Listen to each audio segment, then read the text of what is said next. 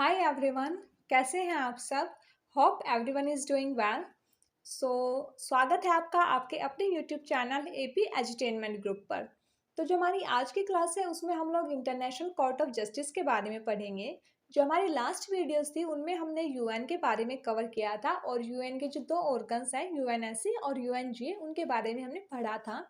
जो लास्ट की वीडियोस हैं उनका लिंक डिस्क्रिप्शन बॉक्स में है, अगर से किसी ने नहीं देखा है तो प्लीज़ जाके एक बार देख लें। तो शुरू करते हैं हमारी आज की क्लास। तो जो हमारा इंटरनेशनल कोर्ट ऑफ जस्टिस है वो एक प्रिंसिपल जुडिशियल ऑर्गन है यूनाइटेड नेशंस का। इंटरनेशनल कोर्ट ऑफ जस्टिस से पहले हमारे पास परमानेंट कोर्ट ऑफ जस्टिस था, जिसकी इस्टेब्लिशमेंट 1920 में की गई थी बाय लीग ऑफ नेशंस। जो इंटरनेशनल कोर्ट ऑफ जस्टिस है इसका हेडक्वार्टर हेग नीदरलैंड में है। ये एकमात्र यूएन का ऐसा ऑर्गन है जिसका हेडक्वार्टर न्यूयॉर्क में ना होके हेग में है। जो इंटरनेशनल कोर्ट ऑफ जस्टिस है ये जो लीगल डिस्प्यूट्स होते हैं बिटवीन द स्टेट्स उनको सेटल डाउन करते हैं, और उसके अलावा ये एडवाइजरी ओपिनियन भी प्रोवाइड करते हैं अगर जो कोई भी मैटर इनके पास रेफर किया जाता है यूएन ऑर्गन्स के थ्रू या यूएन की स्पेशलाइज्ड एजेंसीज के थ्रू। अभी जो आईसीजे का स्ट्रक्चर होता है ना उसमें टोटल 15 जजेस होते हैं। जो ये 15 जजेस होते हैं इनका जो टर्म होता है वो 9 ईयर्स का होता है और इनको इलेक्ट किया जाता है यूएनजीए और यूएनएससी में साइमल्टेनियसली वोटिंग के थ्रू। जो वोटिंग है वो साइमल्टेनियसली होती है लेकिन सेपरेट वोटिंग होती है, और जिस भी कैंडिडेट को यहाँ पे एब्सोल्यूट मेजॉरिटी मिलती है वो एज अ जज यहाँ पे इलेक्ट हो जाता है। अभी जो 15 जजेस होते हैं इनमें से 3 जजेस अफ्रीका से होते हैं, 2 from Latin America and Caribbean, 3 from Asia, 5 from western Europe and other states and 2 from eastern Europe.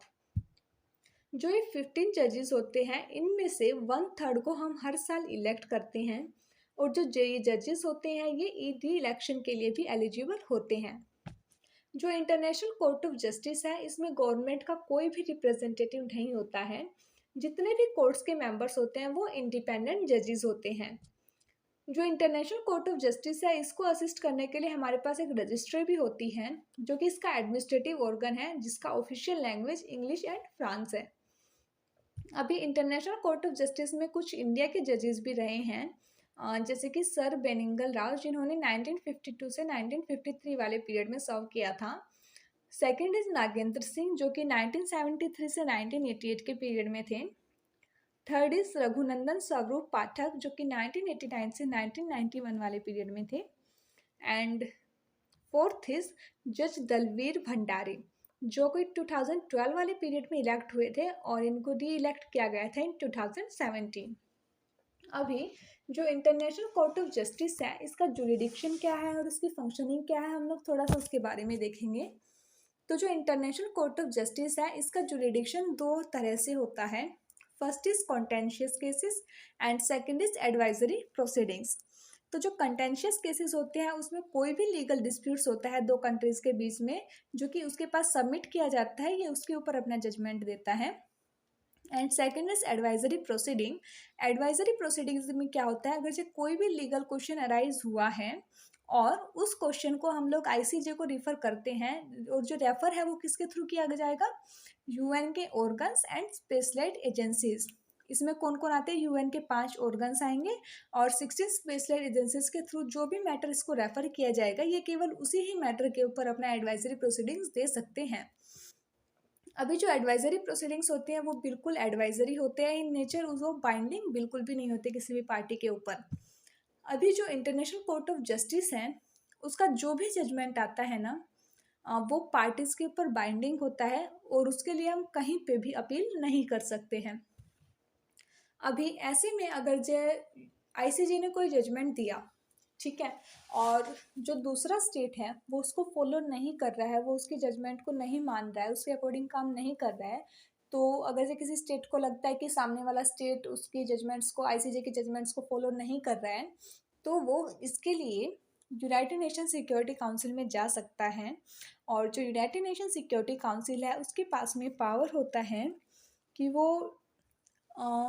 ऐसे स्टेप्स ले जिसकी वजह से जो जजमेंट है उसका इफ़ेक्टिव इम्प्लीमेंटेशन हो सके। अभी जो आईसीजे हैं उसके कुछ लिमिटेशंस भी हैं। तो जैसे कि फर्स्ट लिमिटेशन क्या है कि ये क्रिमिनल कोर्ट नहीं है, जिसकी वजह से इसका इंडिविजुअल और वार क्राइम्स और क्राइम्स अगेंस्ट ह्यूमैनिटी पर कोई भी जुरिडिक्शन नहीं होता। सेकंड क्या है कि जो इंटरनेशनल कोर्ट ऑफ जस्टिस है ये एक जर्नल है, जर्नल कोर्ट है, मतलब कि ये एज अ स्पेशलिस्ट कोर्ट काम नहीं करता है जैसे कि हमारे बाकी स्पेशलिस्ट और इंटरनेशनल ट्राइब्यूनल हैं, जैसे कि international tribunal for law of seas.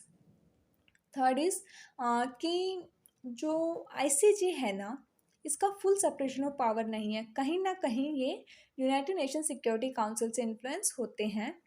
Third is कि फोर्थ इज कि जो इंटरनेशनल कोर्ट ऑफ जस्टिस है ये किसी भी मैटर को अपने आप अपने अंडर नहीं ले सकती है। जब किसी मैटर के ऊपर हम लोग इसको जजमेंट देने के लिए रिक्वेस्ट करते हैं, रेफर किया जाता है, तभी ये उसके ऊपर अपना जजमेंट पास करते हैं। एंड नेक्स्ट इज कि ये कोई एपेक्स कोर्ट नहीं है, इंटरनेशनल कोर्ट ऑफ जस्टिस एक एपेक्स कोर्ट नहीं है, जिसके वजह से जो हमारी नेशनल कोर्ट्स हैं वो इसको अपील नहीं कर सकते हैं, या फिर ये एक एज अ लास्ट रिजोर्ट काम नहीं करता है लोगों के लिए। और जो अभी हमने आईसीजे के बारे में पढ़ा तो हमने उसका जुरिडिक्शन देखा, उसका कुछ लिमिटेशंस देखा, लेकिन जो हमारी लिमिटेशंस हैं इनको हम लोग दूर करने के लिए क्या कर सकते हैं, तो इसके लिए हम जो आईसीजे है उसको और भी ज़्यादा स्ट्रेंथन कर सकते हैं, ठीक है, ताकि जो आईसीजे है वो इंटरनेशनल पीस और डेवलपमेंट के लिए और बेटर काम कर सके। अभी रिसेंटली एक कुलभूषण जाधव वाला केस हुआ था, जो कि जिसके लिए इंडिया ने इंटरनेशनल कोर्ट ऑफ जस्टिस में अपील किया था। तो वो केस क्या था, एक बार थोड़ा सा उस केस के बारे में भी देख लेते हैं। तो जो कुलभूषण जाधव हैं वो इंडियन नेशनल हैं, ठीक है, जिनको पाकिस्तान ने ईरान से अरेस्ट किया और पाकिस्तान ने बोला कि इन्होंने कुलभूषण जाधव को बालूचिस्तान से ऐड किया है, जो कि वहाँ पे एज अ स्पाई आए थे, मतलब कि पाकिस्तान में जासूसी करने के लिए वहाँ पे आए थे। पाकिस्तान ने इनको कोई भी काउंसलर एक्सेस नहीं दिया। इनका जो ट्रायल हुआ वो मिलिट्री कोर्ट में हुआ, और जो पाकिस्तान की मिलिट्री कोर्ट है उन्होंने इनको सेंटेंस टू डेथ दे दिया था।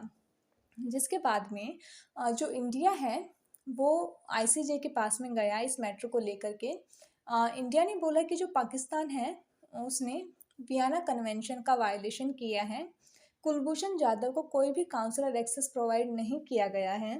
और जो इंडिया से कुलभूषण जाधव को रिप्रेजेंट कर रहे थे, इंडिया के जो रिप्रेजेंटेटिव थे इंटरनेशनल कोर्ट ऑफ जस्टिस में, वो थे Harish Salve.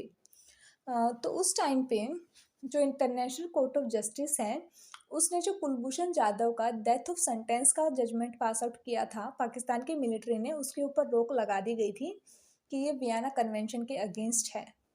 So this is all about today's lecture. मिलते हैं अपनी नेक्स्ट वीडियो में, तब तक के लिए जो बाकी की वीडियोज़ हैं उनको देख लो, चैनल को सब्सक्राइब कर दो, वीडियो को लाइक कर दो, शेयर कर दो और अच्छे से पढ़ाई करते रहो। Okay, thank you.